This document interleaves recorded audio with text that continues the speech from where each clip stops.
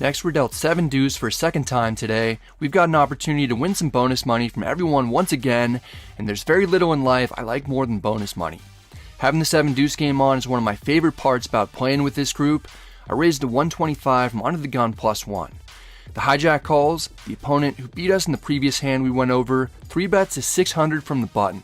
He's more capable than most to put in a light 3-bet. Ordinarily, it's fine to give up 7 deuce once we get 3-bet, but against this particular player who I know has a wide 3-bet range, I'm not as willing to let it go. I 4-bet to 1800. This puts us in a dicey situation since we're risking more than we'd make in additional money from the other players at the table if we win with 7 deuce. The hijack folds. We just need to get through the button in order to win over $2,000.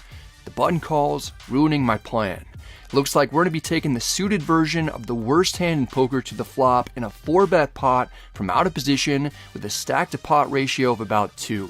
Good luck us. The flop comes 10-8 deuce with 2 clubs. The good news is that we flop a pair. The bad news is that we have no idea whether it's good or not. We beat ace-king and ace-queen suited combos. I've mostly given up contributing money with this hand after our 4-bet got called though. I checked an in-position player. What he does will be quite telling. He checks back, so now there's at least a decent possibility that our pair is best. The turn is the 6 of diamonds. It should be a complete blank, except we pick up a straight draw to go along with our pair. I'd love to get to showdown or at least see a free river card. I check, not expecting to see the button bet for value after he checks back the flop. He fires for 3,000 though. This is a large sizing. I only have 7,300 total. It seems as if he thinks we both have a hand like ace-king and he's trying to get me off of a chop. I'm having a hard time determining how he's betting this much for value and what hands he'd do this with. Even if he slow played aces pre-flop, he probably would have bet the flop rather than wait until the turn to fire big.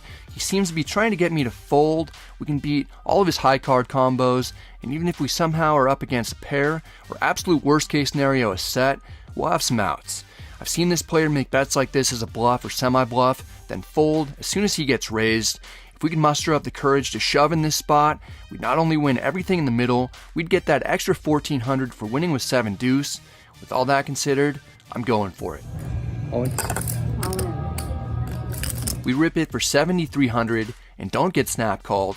I know this is a weird story we're telling when we 4-bet, then check flop, and check jam the turn, but we're mostly just banking on our opponent not having much. We might have caught him making a move. He's rightfully skeptical of us though. He makes the call, potentially very light. Sounds good. We both turn over our cards and the opponent has 6-5 for a pair of sixes that he hit on the turn. Our read was correct that he wasn't that strong when he bet, but he called our shove light. We 4-bet pre-flop with the 7 high, obviously for value. The problem for us now is that we need to improve by hitting a deuce, 7, or 9 for the straight. We've got one chance at it.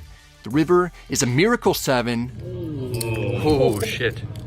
We smash 2 pair on the river to take down an $18,000 pot. Plus, we're going to get 200 from each player at the table. We run insanely well, but it's okay to get lucky sometimes. The opponent takes the bad beat well. Brad. I tried to give you all my money, John. You did, Brad. 1, 2, 3. Let me break 1 down. Let's see if I'm gonna fall short. 4, 5, 6, Oh, wait. 7. Oh shit, I didn't see the John flush. Nice hand. Jesus, brutal. I feel like I lost it. 75. Okay, let me buy back some, John, if that's okay. I didn't initially see that John river to flush. I kind of mentally ruled out flush draws from his range when he checked back the flop, so I wasn't looking for it. All I saw was the 7, and when I heard the table's reaction, it felt like the lead changed for us to scoop an enormous pot, but the button smashes the most painful card for us to see. Any other 7 would have given us the win. It's an embarrassing moment, made worse by the fact that I just got stacked.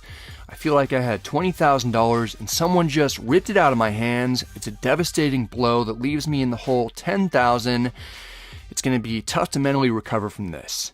Less than 20 minutes later, we're dealt pocket 10s on the button. The cutoff is a buddy of mine, Adam Walton. He raises to 125. We're supposed to split between calling and 3-betting. I'm still rocked from losing the all-in with 7 deuce. It's not as good of an idea to inflate the pot when you're not thinking totally clearly and there's no difference in EV. I call. The big blind is Jeremiah Williams. He's a Twitch streamer and 2-time bracelet winner who's an extremely nice younger guy. He's made it clear that he's excited to play against me for the first time because he's enjoyed watching a lot of my content over the past several years. The big blind 3-bets to 600. The cutoff folds. He must not have had much. Our decision is easy with a high pocket pair that's under-repped. We'll be playing in position post-flop. I call with what's very likely the best hand. A lot of 3-bets are done with 7 deuce, so I wouldn't be shocked if that's what we're up against. It's down to heads up. The flop comes queen 6-4 rainbow. It's not anything to be excited about with 1 over, but there aren't a ton of combos that the opponent will have containing a queen that he would have 3-bet with. We even have removal to some of them. An ace or king high flop would have been a lot worse. The big blind doesn't slow down though. He bets 1,000. He's blasting out of the gate, repping top pair or better. It's as if I'm at Barnes & Noble breezing right past the Twilight Saga books. I'm not buying that fictional story. I call to see what develops on the turn. We release a yellow bird, hoping it'll come back with friends. The dealer puts out the king of clubs. It's a really bad card for us because a lot of the opponent's bluffs on the flop will come from ace king and king jack suited type of hands that interact with the queen. The big blind snap bets 2,200 with seemingly no thought or consideration about us possibly having a monster. We can easily have sets or king queen, so I'm surprised to see this. Usually when someone acts quickly like that, it's not done with the hand that they're trying to represent. It's done as a bluff. They're acting quickly to feign confidence and strength. Usually when you actually have a strong hand, you take your time to think about optimal sizing. For instance, if he has a set of queens or kings, or if he has king queen or ace king, he might bet smaller or sometimes even check because it's tougher for me to stick around with a pair of queens. I call again in large part due to the suspect timing of the opponent. Now the big blind should be really concerned that we have top pair or potentially 2 pair or a set. There's a relatively dry board other than some straight draws. The river is the jack of spades and we get another snap decision from the opponent. The opponent rips it for 5,500 effective. He has me barely covered. Part of me wishes that I just folded on the turn, but I went with my read. Now we have a little more information to work with since he's shown a willingness to jam on the next street. I'm just not sure that he'd play hands like ace or ace king this way since I'll have a ton of 2-pair combos, and even some sets. It just feels like he's trying to win this one with brute force, knowing 3 Broadway cards is good for his range as the 3-better. He won't have a set of jacks when he bets flop and turn. I don't think that he'd 3-bet pocket 6s or 4s very often. The number of real hands that I think he'd play this way is small. Ace 10 and 10-9 are combos that make sense, but we know where half the 10s are, so those are super discounted. As far as bluffs go, he can have a lot of air hands like 7 deuce, 5-4 suited, 8-7 suited, ace 5 and ace 4 suited. I just really didn't think that he was strong on the turn, but can we find the call with 4th pair? And should we find the call with 4th pair? Feels a lot like 7 deuce.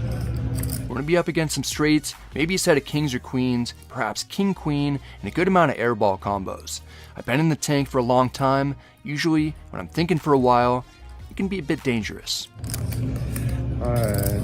We make the call. The opponent has ace 10 of clubs. He hit runner perfect to smash the nuts, made even more perfect by the fact that we knew where 2 10s were the whole time. Wow. So sick. Nice hand, nice hand. Pretty close. This is a very unfortunate run out. If the river were almost any other card, there's a strong possibility the big blind would have triple barreled and our hero call would have made us a lot of money. Our read on the turn was good, but the big blind gets rewarded by drilling the best card in the deck. Despite not getting a fortunate run out, there's a lesson to be learned. I still should have folded the turn when we were downgraded to 3rd pair. I had a second opportunity to get away on the river when facing a bet that was much bigger, but I couldn't get myself to do it. It cost me $7,200 to stick around past the point when I should have let go. That's a massive mistake. If I wasn't still processing the 7 deuce loss and I was thinking more clearly, I probably could have found the fold. The big blind is excited to beat me in a big all-in pot. At least it's a good memory for him. He takes out his phone to share it with loved ones. Sure. I really hope Mrs. Jeremiah enjoys seeing the picture of me being stuck $20,000.